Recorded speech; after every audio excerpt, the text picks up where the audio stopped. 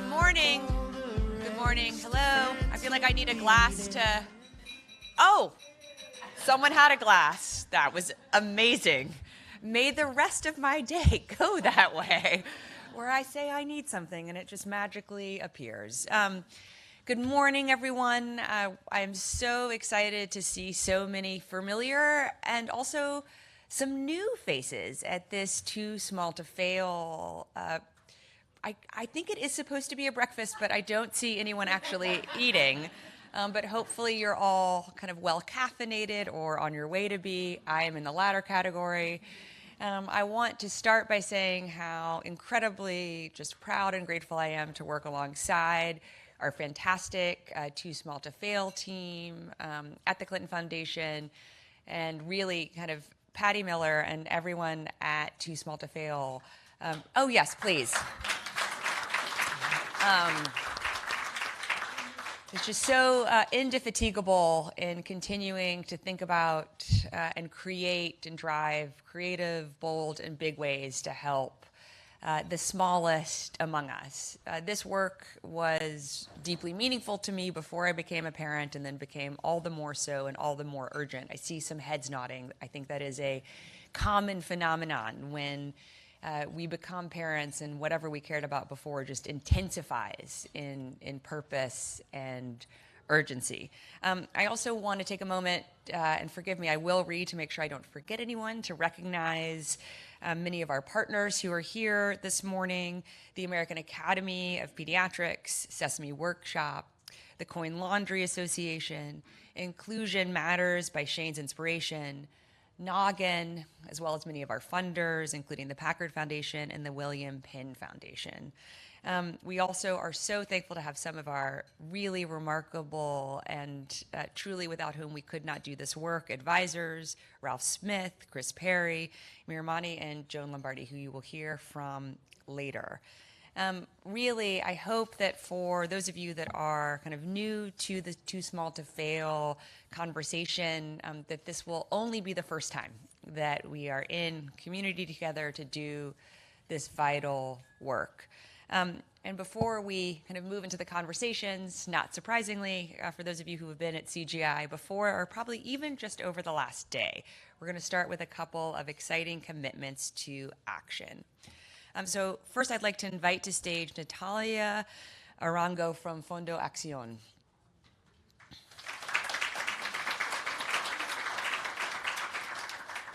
So worldwide, women and children in rural areas are the most vulnerable to the effects and the ravages of climate change.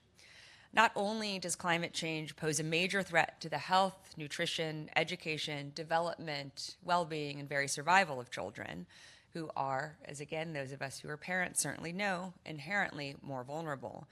It also exacerbates the systemic inequities under which countless women around the world already live and work. And so Fondo Acción is committing to support climate, migration, and adaptation efforts in rural Colombian communities by creating the very first Colombian Climate Action Fund for women and children. Fondo Acción will identify locations with high priority needs and build local capacity to protect ecosystems, improve infrastructure, improve buildings, all toward enhancing climate resilience, help adopt climate smart agriculture methods in various communities to increase community resilience, and ultimately to support long-term sustainability.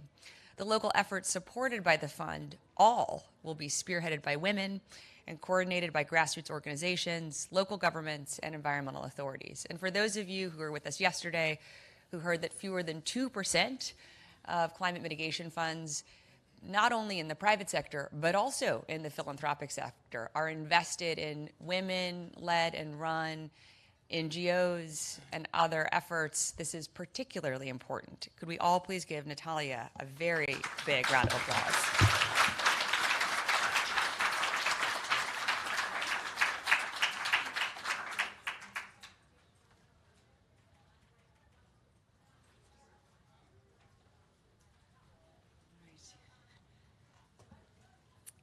Next, I'd like to invite John Hecklinger from the Global Fund for Children.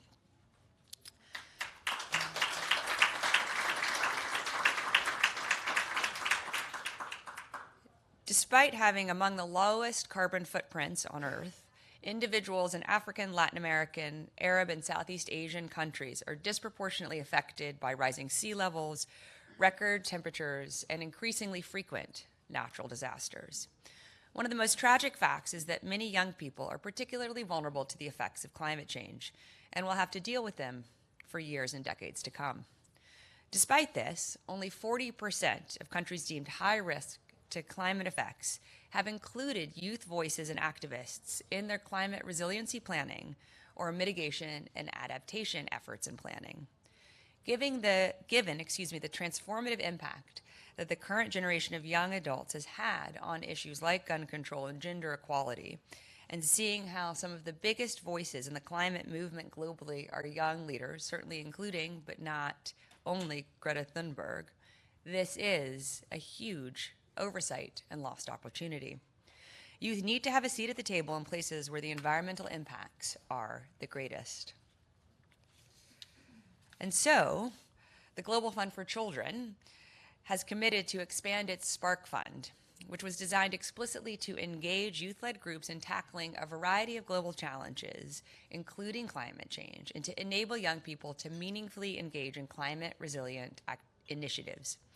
The commitment will engage young people from communities that historically have been excluded from philanthropic and even NGO work, and give them the resources to assume leadership and decision-making positions around climate efforts, first in their local communities and ultimately around the world. And for preteens, that means having the opportunity to establish funding criteria, assess applicants, and distribute grants in their communities, because you're never too young to start.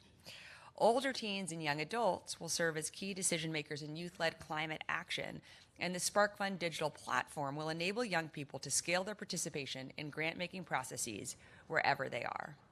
In total, the fund will create at least a cohort of 50 youth-led initiatives that advance community-level resilience and break the trend of underinvesting in youth-led innovation. Importantly, this commitment provides a model that can be replicated in multiple locations across many challenges in the climate space and beyond. So please give the Global Fund for Children a big round of applause for not only empowering but supporting the next generation of leaders.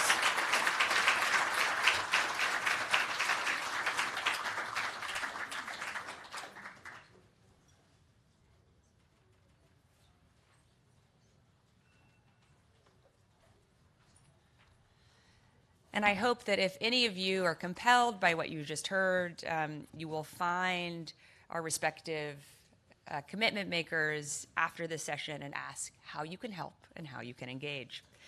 And now I'm really delighted to welcome our wonderful moderator, Dr. Joan Lombardi. Joan is a senior fellow at the Collaborative on Global Children's Issues at Georgetown University and a visiting scholar at the Graduate School of Education at the Stanford Center on Early Childhood at Stanford University. It's not, I promise, purposeful that she is here representing both my father and my alma mater. She's here because for more than 50 years, Joan has been a tireless thinker and doer in the early childhood space. She served in both the Clinton administration and the Obama administrations in vital early childhood leadership roles, and she certainly is a model for how we can never give up when we are fighting for our most vulnerable, particularly our children. So Joan, I'm very happy to give the stage to you. Thank you all very much.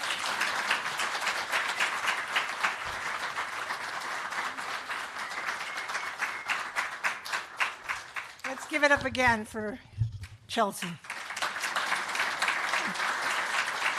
Thank you. And congratulations to the Global Fund for Children and for Fondo Acción for groundbreaking efforts. We're really proud of you, and we know that others will join with you. Hello, everyone. I'm so delighted to be here. It's really amazing after seeing you in 2 dimensions on Zoom for 3 years to see you. It's like going from television to live stage. And as someone said yesterday, one of the wonderful moderators, you don't have to hit the mute button. You can just talk. So it's really, really great. This event is a symbol of issues coming together. Young children and the environment that they're living in now and the environment that they're going to inherit from us as they grow up. These are inseparable issues. We know the sustainability of the earth is a child's right. It's the promise we make to their future. We're mindful as we gather today of the devastating impact of the environment in Puerto Rico, in Pakistan, and of the terrible detrimental effects of the environment in Jackson, Mississippi, all compounded by COVID and climate and conflict. Indeed, the most recent Human Development Report said we live in a world of worry. And I think we all have felt that. At the same time, the same report said we have to turn these new uncertainties into opportunities, and that's what this is all about today. So this morning, although we are faced with these very serious crises around the world, we're also going to hear about the pioneering efforts that are taking place in the Asia-Pacific region. The early childhood community has rallied. They've been pioneering on this, youth activists from around the world. And we know we have to celebrate the step that the United States took most recently to finally address the climate crisis. So we're mindful. But I want you to join me in welcoming a wonderful panel. If I could ask our panelists to come up, and all of you come up at the same time, that would be terrific. And please join me in welcoming them.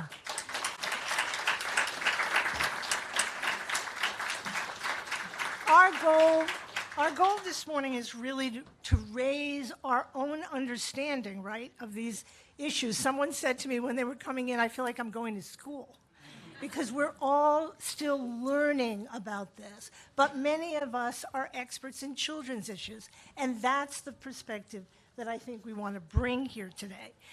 Let me tell you how this panel is going to go. We're short on time, so I know everybody's going to bear with us. We are going to hear from 5 different speakers. First, we're going to turn to the issue and really raising our understanding of this issue. We're going to hear from Dr. Frederica Pereira, who's a professor of public health, director of the Translational Research, and founding director of Columbia Center for Children's Environmental Health at the Mailman School of Public Health. Even the word children's environmental health is a new way of thinking about this. We're then really delighted that we're going to hear from Lawrence Chandy, who's the director of the Office of Global Insight and Policy at UNICEF. We're then going to turn to some solutions and hear first from Adrián Cerezo, who's a visiting researcher at the Yale Study Center and an environmentalist, a child development person and an environmentalist together. He's working in affiliation with the University of Maine. And then we'll hear from Rebecca Marmot, the Chief Sustainability Officer at Unilever, and finally Mira Mani, the Vice President, Families Communities at the David and Lucille Packard Foundation, and a great friend to children. So let me not stand up here any longer and get right to our panel and ask first, if I can join you, ask first, Frederica, help us understand your research and your top-line messages. Well, my top line is that we know that fossil fuel is the major driver of air pollution and of climate change, both of which are affecting children the most. And I'll describe the impacts, why children are so vulnerable, and I will end on a note of hope with some solutions, but the others will follow through on the solutions. So almost every child in the world is exposed to at least one climate shock or stressor. 2 billion children in the world are breathing toxic air. As temperatures surge, infants and children are experiencing more heat-related illnesses and sometimes death. They're being scarred by physical and emotional trauma from severe storms like the ones we've seen in the US, in Pakistan, and elsewhere in many places around the world. We're seeing a rise in asthma attacks in children from breathing forest fire smoke. And drought is stunting children's bodies and their brains, often fatally. Climate change has changed the spread of vectors for diseases like Lyme disease, and dengue and malaria, which disproportionately affect children. It's not the whole reason, but it's a contributor. In a parallel crisis, air pollution is increasing the toll of deaths in infants, a preterm birth, and asthma, and it is affecting the mental development, the brain development of our children. In our research, we and others have linked cognitive dysfunction, reduced cognition, attention problems, autism, and also, no surprise, mental health problems in children traced to air pollution exposure. The effects of these exposures are immediate, but they can also persist over the child's life course, affecting his or her functioning and health over that whole life. And why are we seeing this dreadful toll? The fetus, child, and infant, infant, and child are uniquely vulnerable because, really primarily because of their very rapid development, their complex developmental programming, which is prone to being disrupted by toxic exposures and other stressors. Testifying to the speed of development of the 90 billion neurons or nerve cells in our adult brains, get that? A lot of neurons. Most are formed before we are born.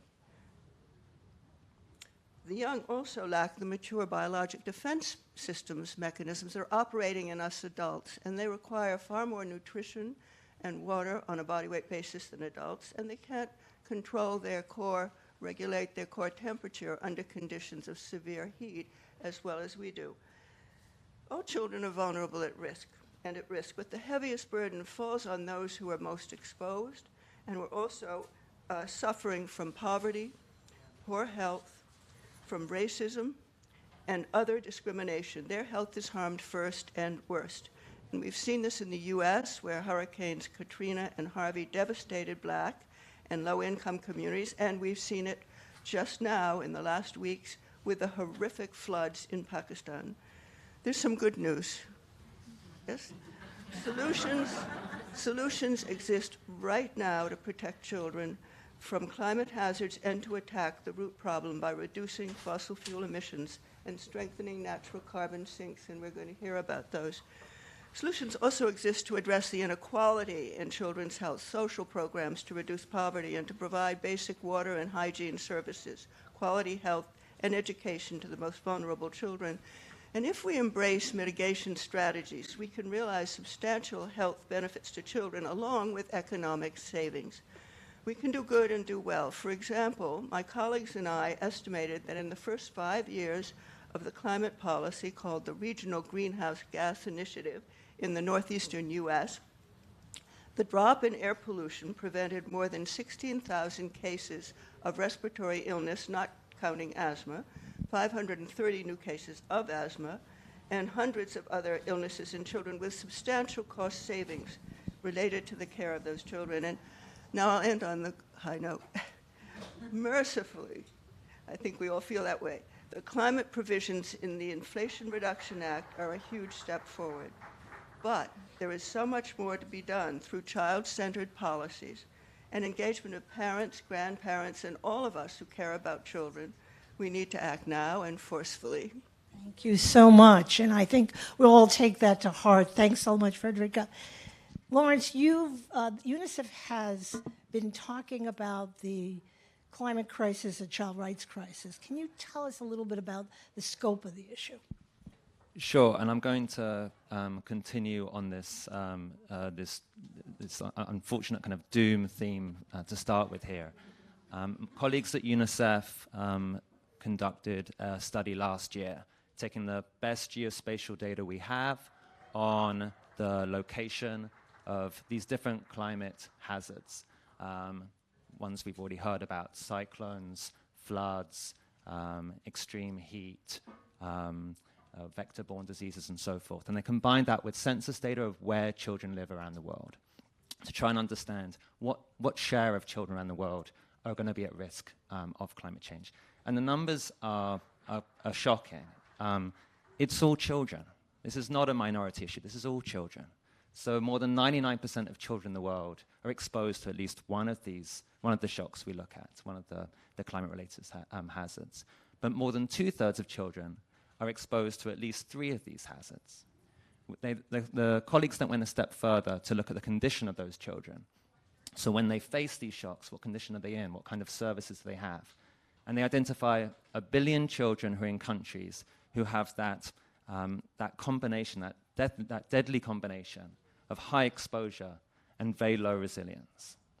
Now, I think what we're seeing here is not just the rise of climate change as a major issue, which we all recognize, but I think something more fundamental.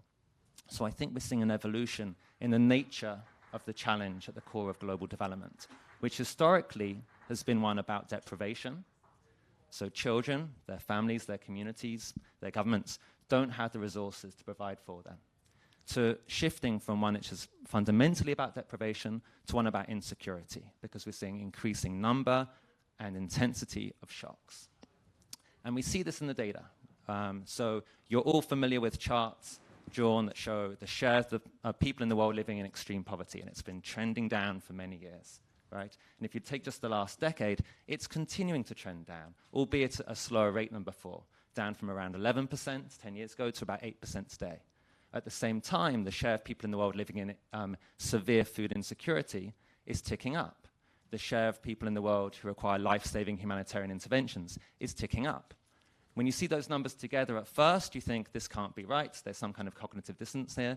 No, this is perfectly plausible. The nature of the challenge of global development is evolving. So what this means is that the big threat to children today is not that they'll have no opportunity in life, but that their opportunities will be derailed because those shocks will hit them. And it will be worse if it hits them in those early formative years when their brain is developing, when toxic stress is most harmful, when nutrition, stimulation is key. So, and when timing is essential. So that's the argument I want to leave with you today. Thank you. So before I turn it over to Adrian, what brings you hope through all that? Because I think hearing those shocks, it's riveting, really. But we want people to get up every morning and do something about it, right? So what brings you hope? Okay, too much doom from me. So something... It's reality. So one positive message. A different study we did with Gallup last year called the Changing Childhood Project was trying to identify what's unique about this young generation. How are their attitudes different from older folks like us? We found they're much more optimistic. They recognize the challenges of today.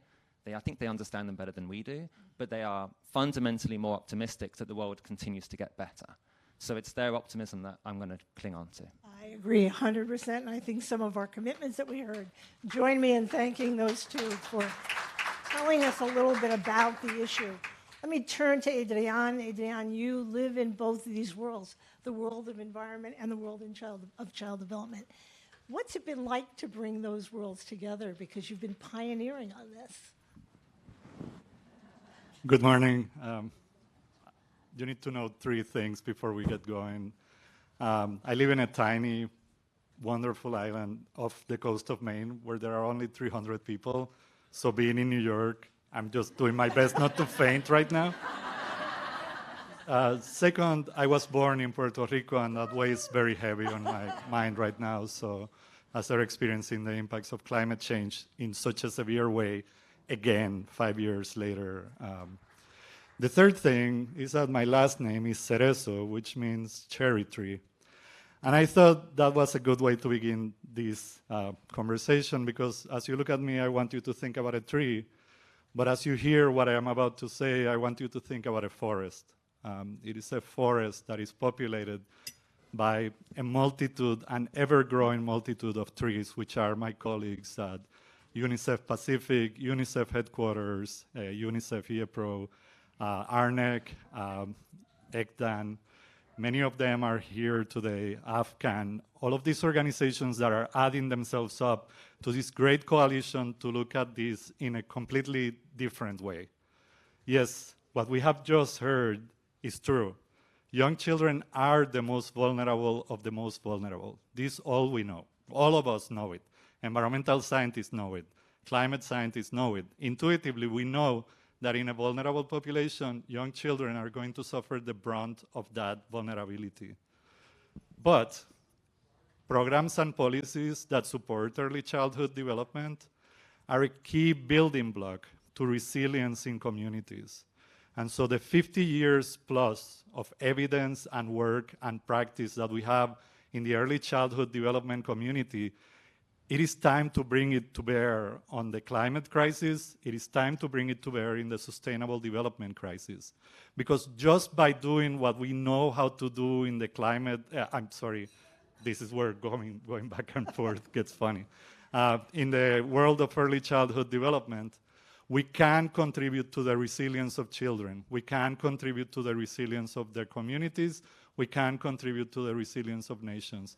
This is not only about creating specific programs on climate change for young children. This is about recognizing what we have already known for so long, that the tools of early childhood development are key tools for building resilience and building adaptive capacity.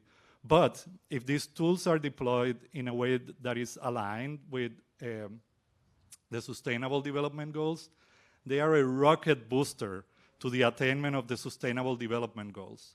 And we have to understand that this is the moment that we bring it forth. We have the tools, we have been using them. Why aren't we celebrating right now? Because we don't have the financing to do the work.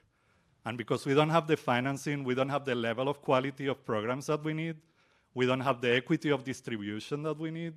We don't have the delivery at the right time, because those first 1,000 days of life are fundamental in life. And they're fundamental for communities, and they're fundamental for sustainability. And they are not aligned enough with the Sustainable Development Goals. So my effort and the effort of all of these trees in this forest and the saplings, which are the youth movement that has joined this process, understanding that this is an intergenerational justice issue, and the seeds, which are these young children that we're trying to protect with these programs, are really calling to you to join this forest. There is a lot of land in this space. And we would like to invite all of you and everybody who's listening right now to start understanding that it is the moment to bring this forth and elevate early childhood development, not just as a cause of concern and risk in the case of climate change and sustainable development, but as a tool set that we have always had and we need to finance effectively so that it can reach the transformational opportunity that it presents. Thank you. Thank you. You know, Adrian, when you said rocket fuel, like you were saying, children of the rock, we're clean energy, right? That we have to keep. It's biofuel. That. I mean, we could have riffed off many, many things. You said thank you, and thank you for your incredible leadership. And, you know, the messages that we first heard and the action that we're now hearing. So, Rebecca, let me turn to you way down there. I mean, I know that Unilever has made commitments in the past. We know that your CEO has been committed to the combination of talking about climate and children. What is the role of the business community, and what advice do you have for our audience about that? So hi, good morning, everyone. It's great to be back at CGI. It has been a long time. So I mean, business has a huge role to play when it comes to combating climate change. If the business world concentrates on getting to zero emissions, reaching net zero, it can have a very positive, and I'm building on the panel, thinking about solutions now and how we can try and get ourselves out of the situation that we found ourselves in. So the way that we've approached this at Unilever is really through 4 different stages. So the first thing is when we're looking as a business at climate change is what do we do within our own operations? Because I think you have to start by getting your own house in order, because where we source our products, how we formulate them, the way that we use our marketing and advertising, all of that has changed so much over the past few years because of climate change. So the first thing that we need to do is look within our own operations about how we get to net zero, and we'll have done that by 2030. So that means things like shifting to renewable energy, for example, which we've done across the world now. And of course, adding in the business case for that is very stark. It's cheaper now to work with renewables and of course with fossil fuels. Then the second stage, and particularly for a consumer goods company like ours, is then how do you tackle the massive amount of emissions across your value chain? So for us, the vast majority of our emissions are linked into our value chain. So we look at in each different stage, how can we eliminate that? So we've set science-based targets that are aligned with the Paris Agreement, so maximum of a 1.5 increase.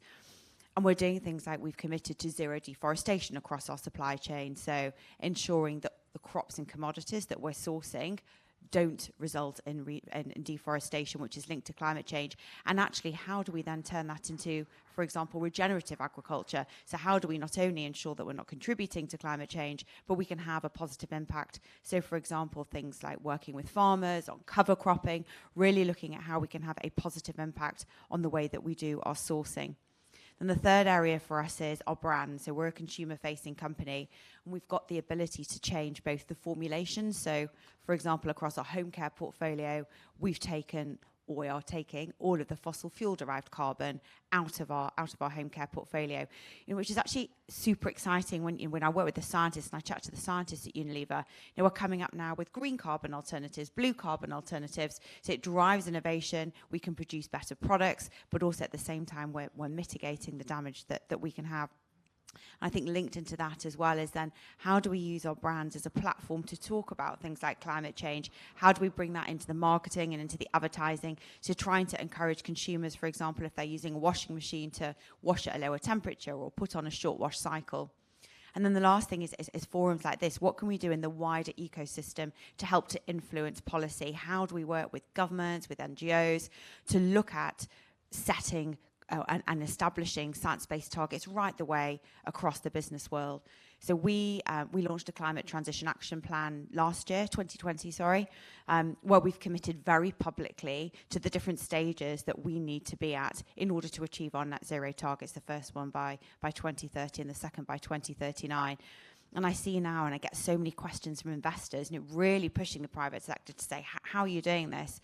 So I'd say own operations, supply chain, brands, and then what you can do in the wider ecosystem, and then set a climate transition action plan so that you're held accountable and you have to publicly report. Well, thank you for that. I think you just laid out a terrific framework, and I think we'll probably come back to you and ask you to have that written up so we can give it to some other businesses that may not be in front of the line as you are. Thank you so much for that. And let me turn to Mira. Mira, you have been at the forefront of talking about children's issues, of supporting families. What's the role of philanthropy in all this? Because we certainly need you. Well, thank you. I mean, I am humbled to be here in a room full of people that are deeply expert on various aspects of children, perhaps environment as well, and then this panel. So I'm going to try to pull some threads through in terms of the role of philanthropy. A unique role that philanthropy has is it brings risk capital, right? You cannot take much risk with public funding. Whereas what philanthropy can do is make investments that really test approaches that help you convene and communicate and raise awareness and build strong public-private partnerships. So that, let's just take the Inflation Reduction Act. Are we going to actually lean in and be sure that the way those resources are deployed center children, center families, raise the voices of the parents, and really think about how we make those investments? So I think that's one piece of what philanthropy can do. The other is, Rebecca, you talked about setting science-based targets, and I'd like to see us set quality of life-based targets. Let's really bring what the lived experience is into this conversation and think about what are the metrics we want to hit, what kind of lives do we want children and families and communities to have, how do we measure it, and how are we held accountable for it? For too long, I have felt, and I'm just drawing from my experience within the Packard Foundation, we've invested in climate and environment and science, and we've also invested in children and families over the years, but we have each done our own business, right? We are now looking at where are those intersections, and really very quickly it comes to community. When you center community voice, when you think about what you could do, because families and children do not live intersectional lives. I mean, or do not live siloed lives. Their lives are intersectional, and this is an intersectional issue. So can we engage them in the solutions they'd like to see? Can we think about what kind of policies need to be in place and incentives need to be in place? And can we really center people? This may be unfair, but I feel like the climate work to date has really focused on mitigation. And I don't think we do enough adaptation. And I think it's time to really put your thumb on the scale of adaptation and think about how it plays alongside mitigation. And the reason that I think philanthropy often, even when it supports climate, privileges mitigation is we are looking for scale. And we're looking for results that are going to come fast, and social change doesn't. So something else that I think philanthropy really needs to do is be patient, stay long, and really prove the point, and bring people along. And narratives are going to be very important in this, because at this moment in time, the climate conversation is really wonky. Mm-hmm. And you don't hear stories that are compelling. It doesn't compel you to act differently. And I think that we have to think about how we lift up stories that are going to actually get you engaged and energized. And many of you have talked about the importance of youth. I think youth are going to be really important. But let's not forget the baby boomers, of which I am one. We're in the US, we're going to be a huge voting bloc. And I think that we need to think about a message that activates the youth, engages the baby boomers, and really think about a political play and a policy play. And that leads me to my final point, which is let's make every budget a children's budget. Let's kick every policy. Let's kick the tires and see what the impact on kids is going to be, what the impact on families is going to be, and let's really center the human experience so that our children have what they need to succeed and we can make a big difference in little lives. Thanks, Mira. I think you just kicked off Seniors for Kids and Climate. I think you just did that, Mira.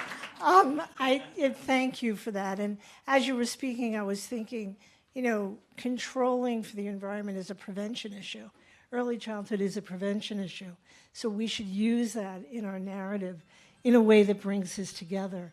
So I want to, before we close this out, and we're going to go to some questions from the audience, and we're also going to ask some of our speakers, some of the people that are in the audience that are doing just incredible work to share with you. But just briefly, and I'll start back with you, Mira, what gives you hope? I think people in the room give me hope. I really, we have done some heavy lifting together across the world and in this country, and I think the resilience of people, the passion that people bring, really does give me hope. I'm really a glass half full person. And if I wasn't, I couldn't be in this business, right? But I really do think that we know enough from the science. We have been woken up, a rude awakening about how you leave people behind. You really can't make the difference you want to make. So how do you bring people and the planet together? So that does give me hope. Great. I think that's terrific. And waking up is a kind of metaphor for this meeting today. Just because it certainly was early and it was hard to do it without coffee. So let me go back to Rebecca. What brings you hope? I think for me is working with children and young people to tackle issues around climate change, I actually find hugely energizing. So we partnered with UNICEF. We signed the business statement on climate and children last year at COP26. But through that and through our own youth council that we have at Unilever, we're working to address these issues through the eyes of children. And I think listening to their perspective and taking on board them as a stakeholder is really important. So we have a Youth Advisory Council who I'm meeting here in New York later this week, who are working with us with proper grassroots organisations to tackle these issues and to listen. And I think the more that we do that, and we build that into our business strategies, the more impactful that we can be. And then I think at the same time as well, ensuring that, I think you talked about it, Mira, the children of today are our future, and our generations haven't always acted in responsible ways. We wouldn't be dealing with these issues now around climate change, and I think putting them front and center of these solutions for me is vital, but it gives me hope. I think that's great, and I've had a conversation with a group of youth activists recently, and the first thing they said was holding business accountable, which is a different way of thinking than my generation of activism. So get ready. I'm going to come back to you. And what gives you hope? I know that you had to present some of the hardest facts this morning, so I'll have you share with us, as I did Lawrence. Yes, no, I have a great deal of hope. Well, seeing you all, as Mira said, it's very, very hopeful, and the power in this room. I have loved seeing the rise in renewables and also the new approaches to protecting the natural carbon sinks or ways to store carbon, the agricultural community coming up with good solutions there. And I'm also very, very inspired and hopeful with the voices of environmental justice groups, indigenous leaders, youth, of course, tremendously important, and many others in the battle for climate action and climate justice. And I see awareness growing in this country and worldwide.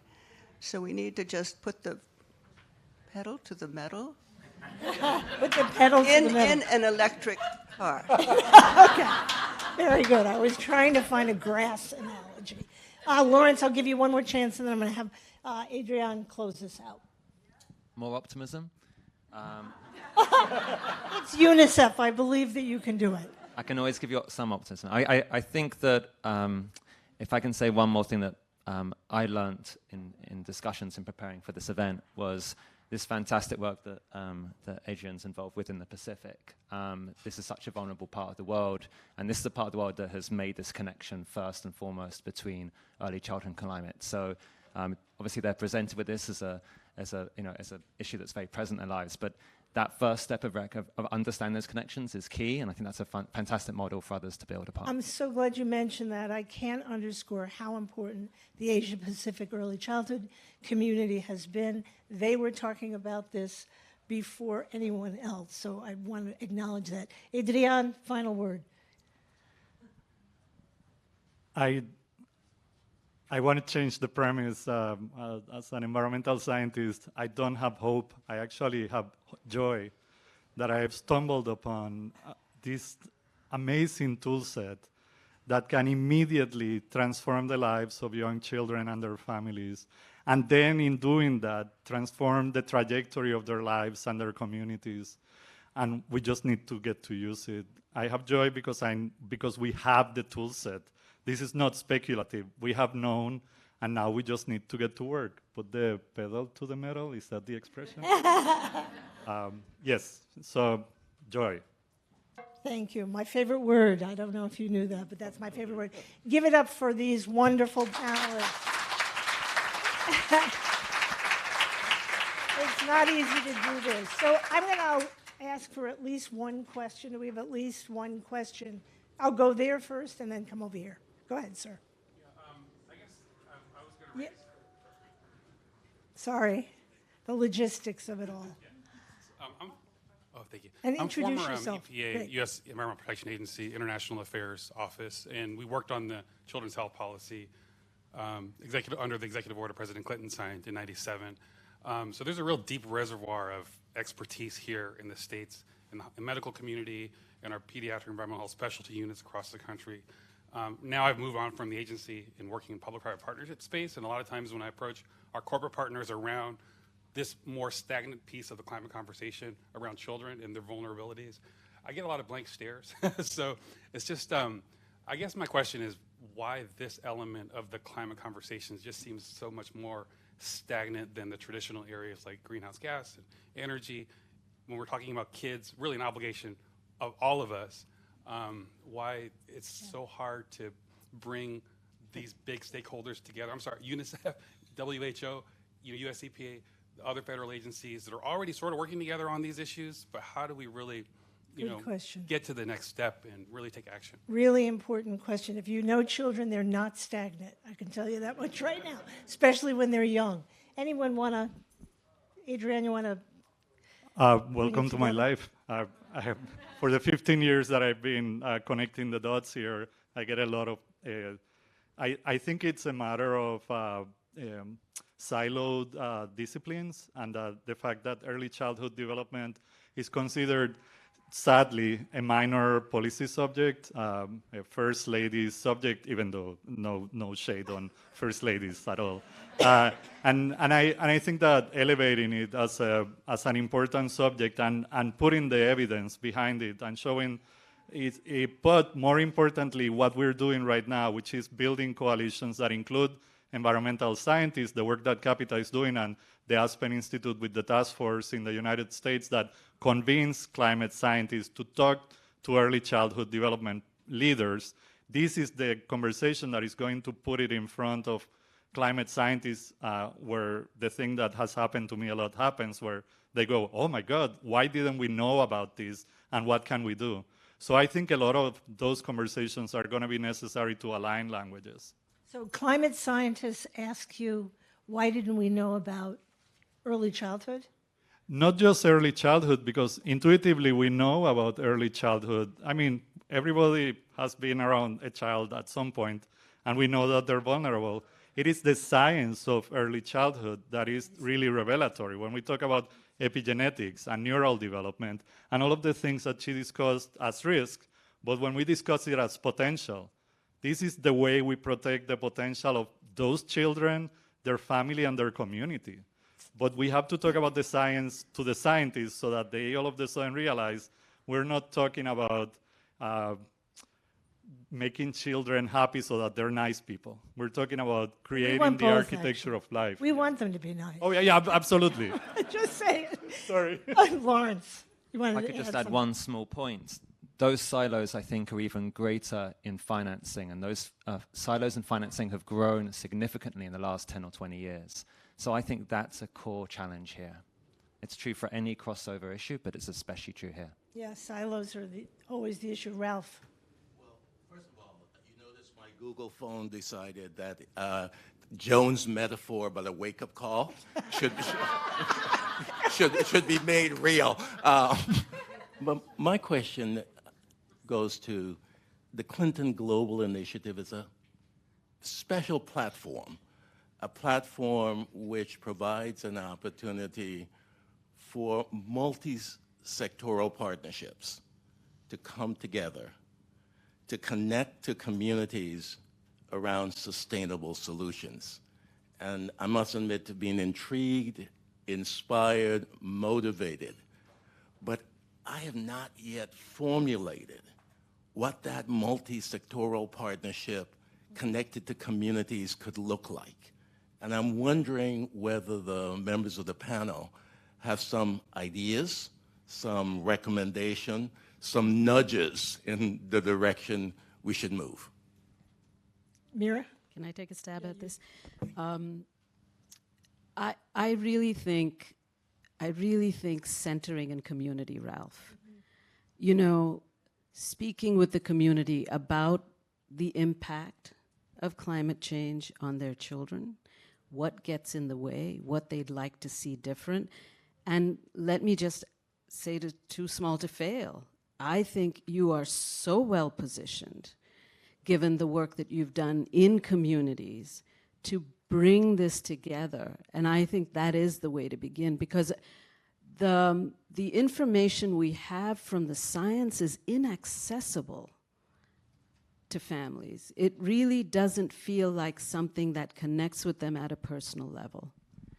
So we do have to think about what communities want, and also really in work that we have done, that where we have stayed long, what we realized is that the only sustainable solution is when the community decides it's important and wants to make it happen, and then you create demand for the change you want to see. This really, we're going to have to create demand for that change. And then I think the systems and the policy are going to have to follow. I'm going to end this panel on that wonderful note of communities. Please thank them, and I'll ask you to stay with me. But on that note of community, I want to turn to some wonderful people in the audience who are doing some terrific things to answer that call, Ralph, particularly around community. I'm going to start with community and turn first to my dear friend Tanja Rucker from the National League of Cities. Thank you. Good morning. Yes, I work at NLC. The National League of Cities supports more than 2,000 cities, towns, and villages across the nation, helping mayors, city council members, city managers, senior city staff implement policies and solutions. We work to really provide strong local leadership and influence federal policy and innovative actions. One of our core program areas is cities supporting prenatal to age 3 agenda. And in those efforts, we're working with city leaders to leverage both physical and human infrastructure. So as cities are working to reduce waste, conserve energy and water, reduce greenhouse gas, remove air pollutants, we're really working strongly to help city leaders anchor cities, to anchor children and families. How do they lead with children and families as they're doing these very large physical infrastructure and climate initiatives? We're also very excited to work, and we have just launched a local infrastructure hub. As we think about the infrastructure bill that was just passed and the $4 billion that's available to local communities, we're really helping cities think through strategically their policies and programs for young children, infants, and toddlers, and how that aligns with some of the physical infrastructure around climate, around water and air pollutants. So we're excited at NLC to be helping city leaders think about human and physical infrastructure in a way that is addressing some of the most pressing needs around environment and climate. Thanks so much, Tanja. If you haven't connected with the National League of Cities and you're in or working in a city, please do that, because they, again, were pioneers here. And when I ask people what was in the climate provisions that are related for children, not enough people can answer that. So we need to teach ourselves again. So Laura, I'm delighted that you were here with us from the Aspen Institute, who again has done pioneering work on bringing education into this picture. So first, I just want to say thank you to the Clinton Global Initiative and Too Small to Fail for holding this conversation. Upon release of the most recent UN report on climate change this past spring, the UN Secretary General highlighted that our problem was not a problem of science, but rather a problem of social and political will. And he called on us all to enlist a grassroots or maybe a forest movement to advance solutions that no one can ignore. Yet, according to a 2019 Washington Post poll, only 14% of US teenagers indicated they learned a lot about climate solutions in school. Imagine for a minute what social and political will might look like today if we had activated the education sector on climate change 20 years ago. We didn't do it then, but we can do it now. In 2020, the Aspen Institute launched K-12 Climate Action, a commission co-chaired by former Education Secretary John King and former EPA Administrator Governor Christine Todd Whitman. The commission brought together youth, education, civil rights, climate leaders to learn from people in communities on the ground about what our K-12 education sector can do to advance climate action. That commission released an action plan with recommendations to mobilize the sector, thinking about mitigation, adaptation, education, all through a lens of equity. Since that release, we've been really excited to hear about work occurring in schools across the country, and we've been really excited to hear from people across the education sector wanting to mobilize for action as well. That's why today, we are actually building on the work of K-12 Climate Action, and we are launching This is Planet Ed, which intends to lock the power of education as a force for climate action, solutions, and environmental justice. We will support work from the early years sector, which Joe will talk about in a minute, K through 12, post-secondary education, and recognizing the reach and influence of media, we are building an initiative to support children's media and integrating climate change and solutions into storytelling. We are working to bring together leaders in the field to develop a playbook for content creators and work to support commitments to action. To start that initiative, Anya Kamenetz, who's here today, has joined our team, and she is working on a report which will be released next month, which looks at the extent to which climate change is currently covered in children's media. Hint, it's not much. And parents' interest in including the content, which is high. We hope you all will join us in our efforts to ensure that children and youth have the opportunity to engage with climate solutions firsthand and empower the rising generation to lead a sustainable, resilient, and equitable future. I will say with the release of This is Planet Ed today, Secretary King and Governor Whitman have issued a blog post on our website talking about the work. It's thisisplaneted.org. We'd love for you all to come there, join our work, learn more about it. I have a couple copies of the action plan and a one-pager if anyone's interested as well. Thank you. Thank you so much, Laura. Joe from Capita, building on that wonderful work. Yeah, absolutely. Joe Waters. There you are. Yes, building on what Laura just said, Capita and the Aspen Institute have launched the Early Years Climate Action Task Force. This task force, co-chaired by Diana Rauner, former First Lady of Illinois and president of Start Early, and Antoine Ford, president and CEO of Enlightened, Inc., and chair of the District of Columbia's Workforce Investment Council, will draft the Early Years Climate Action Plan for the United States. This work builds on Laura's inspiring work with the K-12 Action Commission.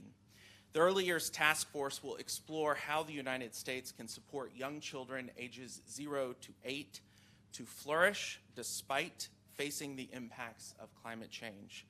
The task force will identify best practices for government, child-serving systems, businesses, not-for-profits, and philanthropy to mitigate, adapt, and respond to climate change as it relates to our children. It'll also develop policy frameworks for implementation at all levels of government, and we are already working on that important IRA resource and set of tools that was mentioned earlier, and hope to have that out and available to communities as soon as possible. The task force's work aligns with the efforts of the Childhood Climate Fund, an in-development global philanthropic vehicle that we are incubating to focus on safeguarding childhood and improving human flourishing by investing in new ideas, new movements, and new social infrastructure at this very important intersection that was discussed today. So we will kick things off with the Early Years Climate Action Task Force with our first public listening session on October the 14th, and we hope that you all will connect with us and connect with this work in the year ahead as the Early Years Climate Action Task Force does its work. This is so exciting. Many of you know that I live in two worlds. I live in the world of domestic policy and in the world of international children's issues. And what's important for me are that we have the next two people here to talk about what is happening in the rest of the world. When you were talking about Planet Ed, am I getting that right? The Global Partnership for Education is also working on a framework. So it's time for us to bring what's happening in the United States in alignment with the rest of the world, particularly since what we do affects all of them. So with that, let me turn to a wonderful champion for children, Lynette Okengo from the Africa Early Childhood Network. Thank you very much. Thank you for having us here. We're really excited to learn everything that has been discussed in the morning. So one of the things that we are doing, as Adrian mentioned, is being part of the forest. And we've been working very closely with the Asia-Pacific region, the Global Early Childhood Network, the Arab Network, to form a platform to support sharing of knowledge and information around early childhood and climate change. 3 weeks ago, we held a very successful webinar that provided a platform for our youth activists, one of our youth activists, to share her stories. And this is what we plan to continue doing, because unless we tell our own stories, it becomes very difficult for people to know exactly what is happening across the region. The Africa Union, in recognition of the fact that stunting is a huge issue and effect of climate change, has declared 2002 the Year of Nutrition. And the Africa Early Childhood Network is a member of the Africa Task Force on Foods and Nutrition. And we had a wonderful opportunity to work with the regional economic communities to bring the issues of young children in the discussion around climate change, stunting, and food security. Through our research mentorship program, we have our young people working in country teams to generate evidence, to document stories about what's happening in these two worlds of climate change and early childhood. As was said earlier, the two worlds have been operating separately, and it's our desire and the work that we are doing to bring our national networks in 21 countries together with our youth activists. Thank you very much. Thank you, Lynette. And thank you to the funders in the room who are both investing domestically and in the international world. Elizabeth Lulay, the wonderful executive director of the Global Early Childhood Development Action Network. Thank you. What gives me hope? The power of partnerships. Together, taking action. So the Early Childhood Development Action Network catalyzes coordination, harmonization, connects the dots, brings partners together to answer your question, how do we break down the silos of across multi-sectors, but also key stakeholders? It's not an easy job, but we can do it as we have demonstrated in the past. I want to acknowledge the amazing work that regional ECD networks are doing in Asia, Pacific, and Africa. We will lift that work up and connect it to the global agenda. We will pave the roadmap to COP27 and COP28 thereafter. So ECDAN does 4 things together with the regional ECD networks and others, our stakeholders. We do advocacy and communication. And going forward, we will advocate fiercely more than ever before because of the confluence of all these, the 3 C's as everybody has been talking about. And the issues are interconnected. But to advocate properly and effectively, we need the evidence. And as we heard, we have to change the narrative. We have to simplify. We have to align on messages around ECD, but also around climate change. We have to increase awareness within our own ECD community to understand the intersections. And we have to work with the scientists to generate that evidence. We also connect and align. The youth movement has been so effective. We have to work with them. We also know that climate change is a children's rights issue, and we have that whole movement as well. So my dream is, how do we build this movement together of diverse partners and really speak with one voice to change the policies, the systems, and unlock the climate finance that is out there. But finally, I'd like to say it can be done. We're not powerless. We have a lot to build on, and with all the champions in this room, and I just want to pick up on the communities. Do any of you know a movement that has been successful without grassroots advocates? I don't. So to the funders in this room, to the other partners, let's invest in building that capacity. Thank you. Thank you so much. The final word. We're almost out of time, but I'm going to give one more call out to Janelle from the Kellogg Corporation. And we're almost out of time, so we'll have to be brief. Great, thank you. Good morning, everybody. Good morning from Battle Creek, Michigan. It's a pleasure to be here. Our founder, W.K. Kellogg, believed that part of being a good business was doing good by society. And that's a commitment to create better days that has guided our business for the last 100 years. And today we have something called the Better Days Promise. And it's about creating sustainable and equitable access to food. And we work on that in 4 different areas that are interrelated. And that's hunger, nourishment, sustainability, and equitable diversity and inclusion. And Mira, I really liked what you said about creating metrics around quality of life. Against those 4 areas that we have, we're trying to create better days for 1 billion people. I'll just give you a few examples and how that relates to youth.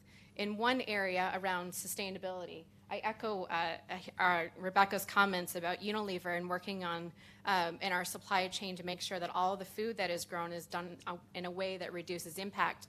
And the way we're doing that is engaging with 1 million farmers across the globe. And how we're doing that by bringing in youth is thinking about the age of young farmers and building capacity and helping them adapt to think about sustainable practices. And a second way that we're doing that is obviously we need to protect our resources. We know that global hunger is a large challenge. We need to make sure that we are committing to our food loss and waste goals. We want to make sure that any equitable food that we have left also contributes through our food pantry programs. So we're also committed to feeding 375 million people. We do that through food bank programs, and I'm happy to say we've fed about 219 million since 2015 against our 2030 goals, and about 4 million of those are children through our school feeding programs. So a number of different ways that we can address these issues together. A lot of them are related, and it's a great opportunity to engage youth in those different commitments and the impact programs. Thank you so much. We need the business community to step up. Okay, well, I'm an early childhood person. Sitting this long is so developmentally inappropriate. I know that, and I know that I really want coffee. So before I do that, though, my heart is full of joy. My heart is full of commitment. And I know now, when I look across this room, that I can stop worrying about what will happen when I retire, because it's all going to continue to move forward. And I am just delighted about that. Action. Takes a long time, but we'll get there. I know, I've been talking about that for years. That's what you said, Christina. I want all of you to join with me in thanking and welcoming up Patty Miller.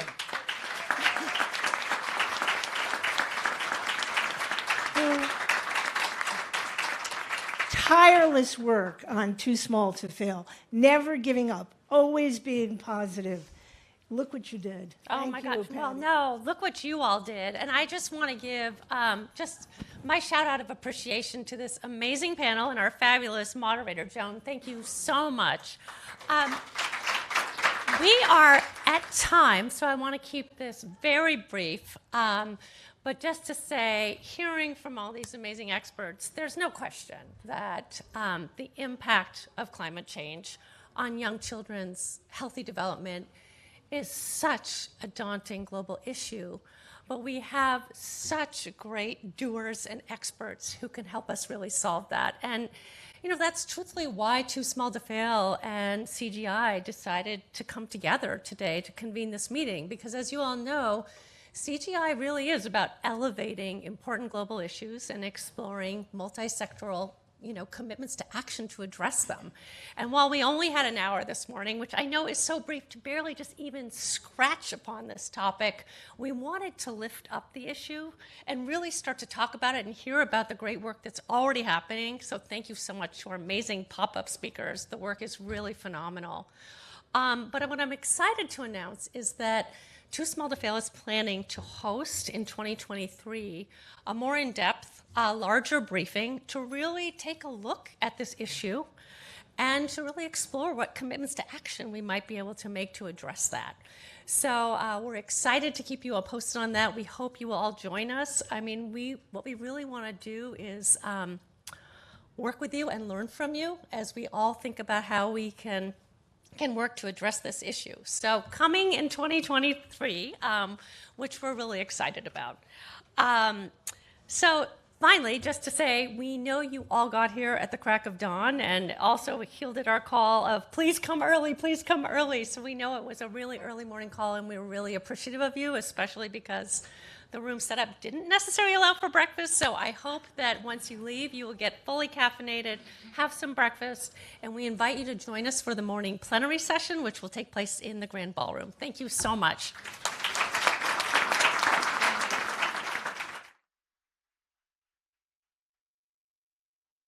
Thank you for attending today's session. please proceed to the plenary program on the third floor.